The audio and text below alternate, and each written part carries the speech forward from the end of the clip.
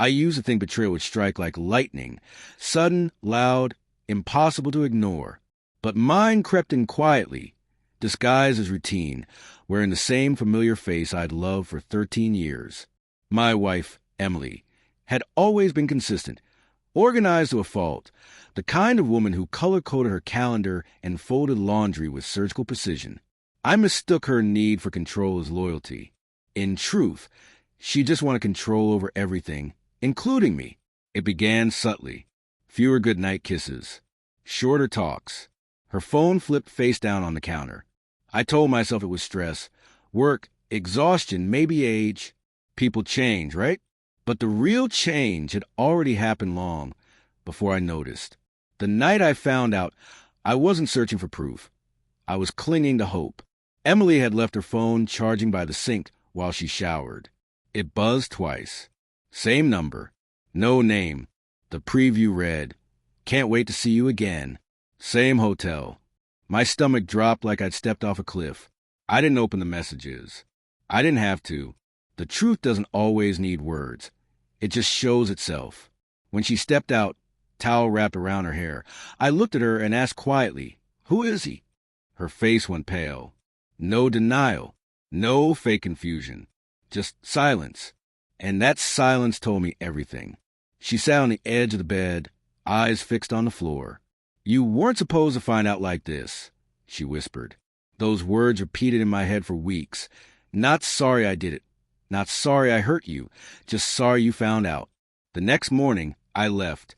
No yelling. No begging. Just an empty apartment that smelled like her shampoo and regret. I told no one at first. Shame does that. It makes the wrong feel guilty. But a month later, a Facebook message popped up from someone named Sarah Coleman. I almost ignored it until I read the first line. "Hi, Daniel. I think my husband, Mark, is having an affair with your wife." My hands froze. My wife's affair had a mirror image. A husband betrayed just like me. Sarah and I talked that night. Awkward at first, then open, like two people floating on the same wreckage. She told me Mark was a sales manager who traveled often. She'd seen the name Emily Parker on one of his hotel receipts. Sarah wasn't angry, at least not on the surface. She was calm, collected, like someone who had already cried her last tear. "We could expose them," she said, "but I think we could do better." I didn't know what she meant, but I listened. We agreed to meet at a cafe by the river. When she walked in, I barely recognized her from her photos. There was a heaviness behind her calm smile, the kind only betrayal can carve. We sat for hours trading stories that matched too perfectly to be coincidence. Same excuses, same timelines, same hollow apologies. By the time we left, it felt like I wasn't talking to a stranger, but to someone who understood the exact shape of my pain. Before parting, she said something that stuck with me. "You don't heal by watching them suffer. You heal by watching yourself stop caring." But healing didn't come easily. 2 weeks later, Emily texted, "Can we talk?" I should have ignored it. Instead, I met her at that same cafe. She cried, said it was a mistake, that Mark had promised her things he never meant. She wanted to come home. I listened silently, sipping my coffee. Her voice sounded smaller now. Just as she reached for my hand, my phone buzzed. A message from Sarah. "It's happening today." My heart quickened. "What's happening?" I typed. She replied, "You'll know soon. Stay calm." I looked at Emily, mascara streaking her cheeks as she begged for another chance. Her words felt rehearsed, like she was auditioning for forgiveness. I didn't answer, just said I'd think about it. That night, alone in my apartment, I scrolled through old photos. Us at the beach, her sister's wedding, our anniversaries. All smiles, all lies. I deleted every one of them. Then another message from Sarah arrived. A video file titled Mark and Emily, Hotel Atrium. My hand froze. I didn't open it. Not because I couldn't, but because I didn't need to. I replied, "Why send this?" She answered quickly, "Evidence of my divorce." But I wanted you to see what she chose, because tomorrow you'll see something else. The next morning, the internet exploded. A friend sent me a link to a local Facebook group. Pinned at the top was a video posted by an account called The Truth Room. The caption read, "For every lie, someone deserves the truth." It was the same video Sarah had sent. Within hours, it spread everywhere. Emily's job called her in. Her friends went silent. Mark's company suspended him. Their secret world had crumbled. Publicly. Sarah called me that night. Her voice was calm but tired.